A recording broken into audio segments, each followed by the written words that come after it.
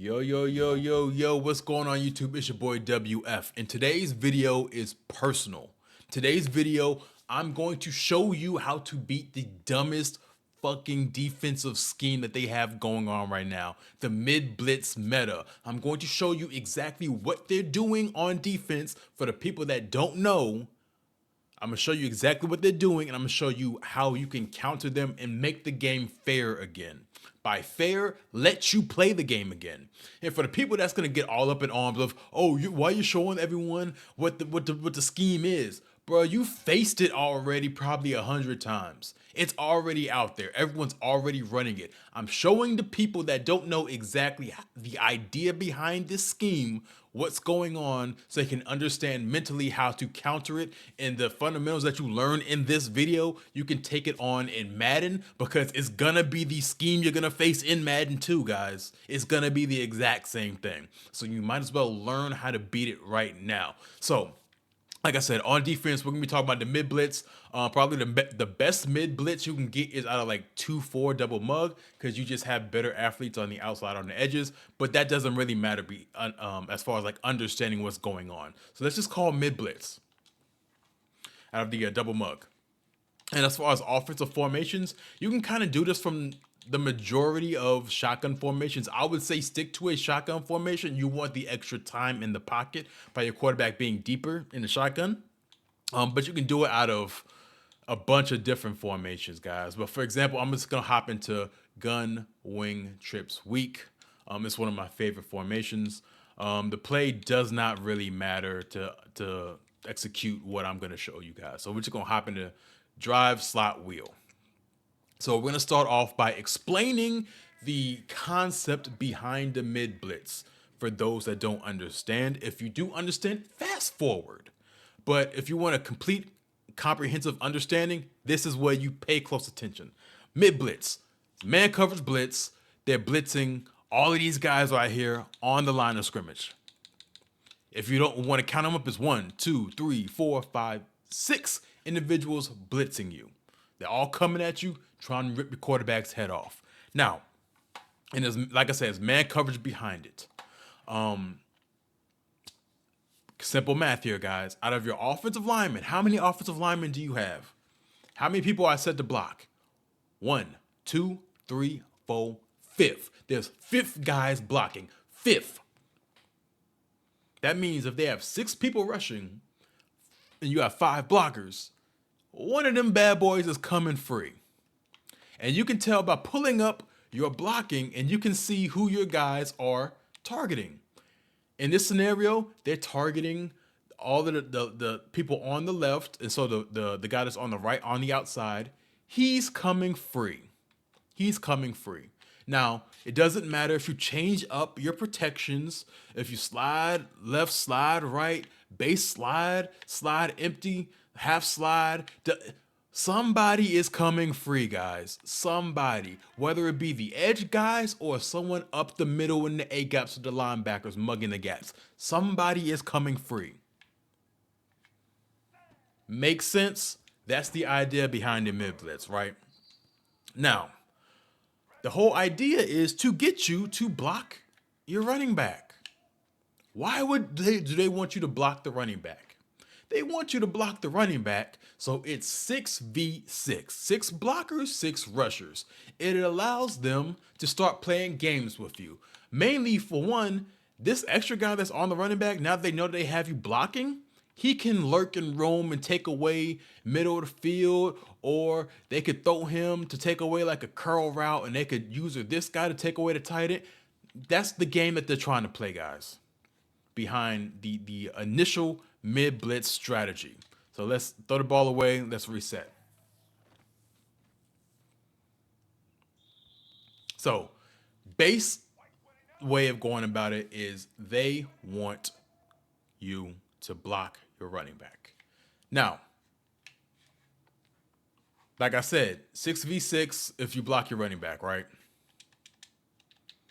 The main idea with getting pressured now that people are using is they're taking the guy that's over top of, that's guarding the running back, responsible for him, because they know they have you blocking your running back now. They're bringing him on the line of scrimmage. A lot of people are hovering right here or hovering somewhere over here. They're hovering somewhere, guys. The whole idea behind this is that if you look at the blocking now, pull up the blocking. Even with blocking the running back, we still have the running back blocked. By having this player here hovering, they have the attention of your offensive lineman. So as you see the guy on the far right again, he's coming clean. And a lot of people are at the snap of the ball. I didn't mean to motion him, but they're swooping down and doing all of this, that, and the third. Idea behind it is to get the attention of the offensive line while still getting that guy on the edge, getting him to come clean while you're still blocking 6. That's level 2 of the scheme. Now, a lot of ways that people are combating that, and a lot of ways that I'm combating that too, is, bro, if you want to hover right here and be out of position, I just, that's, not a good example of it. But if they want to commit, because they're going to have to swoop down. They have to swoop down with that user to really get the attention of that offensive line. Because I'm thinking like, yo, if he's going to come clean anyway, bro, let me just, and you have to swoop down. Let me just pop something quick to the flats. But it's only so long you can live like that. You can only live like that for so long, guys. And a lot of people are like moving this guy around to the other side, making it harder. So like this guy, like the user that's hovering, has to flow further away. There's only so long you can live like that. Now, in saying that, what a lot of people are also doing too, if people are like, if they're steady blocking the running back, and bro, just go back to where you're coming from. All right, he's back. What a lot of people are doing with just blocking the running back, if they see you just blocking the running back, matter of fact, I'm ahead of myself. I'm ahead of myself, guys. Let me step back 1 second. They're hovering right here, and they're trying to, get the attention of the offensive line. Now, how you beat that is you can block and you can untarget with the Y button. Untarget, pick the person you want to untarget. And I don't know why my controller's not cooperating. Let me move this guy back. Okay, you can untarget that user. So that gets the offensive line to not look at him. So as you see, pulling up the blocking again, he's still hovering all in the gap. But as you see the play art, they aren't paying attention to him. So now, if you block your running back, they run the mid blitz, everyone's picked up. Everything's gravy. So, but the last step and what makes this a frustrating scheme to play against is they already know you're blocking your running back. They already know that you're untargeting this guy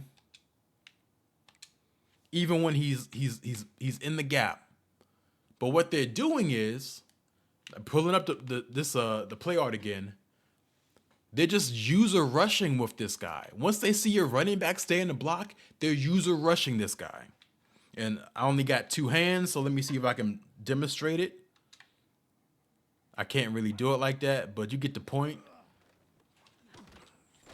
Go into the replay. I was just trying to hold down with the left thumbstick. I was like, I only got 2 hands.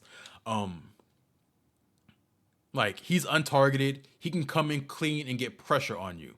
If I had 2 hands controlling the controller, the rush would have come a lot cleaner, guys. But you get the point. They're playing cat and mouse game of getting you to block, getting you to untarget, and then they're still gonna rush him up the gap. So they're rushing 7 at you versus your 6, and he's coming dead down the A gap as fast as possible. And for whatever reason, this is the first Madden / college football game, and I don't know how long, you can't throw a curl route before the blitz gets there. It's been forever. It's been at least a decade since this has been the case. You can't throw a curl route. A regular curl route, you cannot throw it before the blitz gets here. X, his regular curl route, you cannot throw that on man coverage. It's effective against man coverage, but you can't throw it because the blitz is going to get to you. So let's talk about how you beat this type of defense.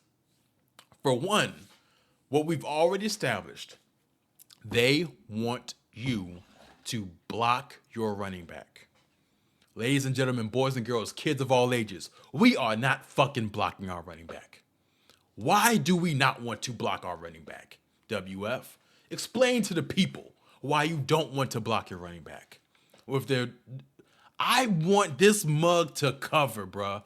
I want whoever's floating around on the other side of this game controller across the internet in goddamn China, Ukraine, Costa Rica, wherever they at, LA, Denver. I want this motherfucker to play the game. He will cover somebody. He will cover somebody. Now, you may be saying to yourself, hey, Dub, how? You already broke down like how powerful it is when they counter. Look at your options, guys. Let's look at the play art on defense. If we know this guy, if he's thinking, he still has running back responsibility. So he has to get into coverage if he wants to stop the running back or whoever that fifth wide receiver is, the fifth receiving option. He has to guard. Who else can I block that will still execute the same thing I want executed and still put stress on this cover guy? You are a genius. You are, I know smart people watch my channel. Ding, ding, ding. You block your tight end instead of blocking your running back. Bam. And like, this is like, they put up the automatic pass pro. Don't worry about that, guys. Just do fucking base protection or whatever. It doesn't matter. I don't care. But the idea is this. And then you can still untarget down here. All right. So bare minimum, block your tight end. You might not need to untarget. It just depends. You want to block the base part of this blitz, meaning the people that were initially going to rush, you want to take care of them. If this user rushes, I don't give a damn. I don't care. Why? Because he's manned up on my goddamn running back. He needs to get into coverage. If he doesn't get into coverage, I can just pop it out to the running back. And so you guys can see right there. That's just an example, but look, we're looking at the O-line. The O-line holds up. They're rushing 6. I'm blocking 6.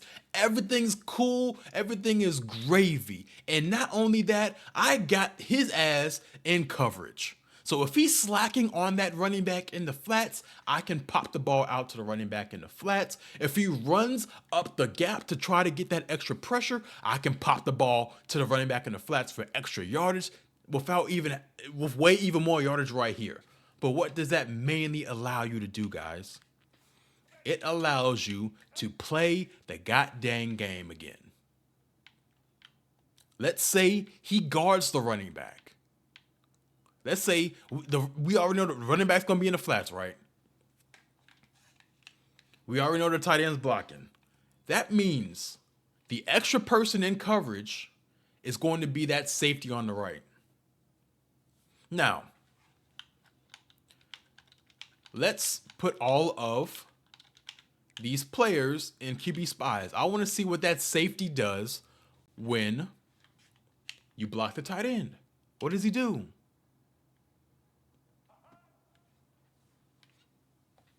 He just looks like he's drifting into pretty much no man's land to me.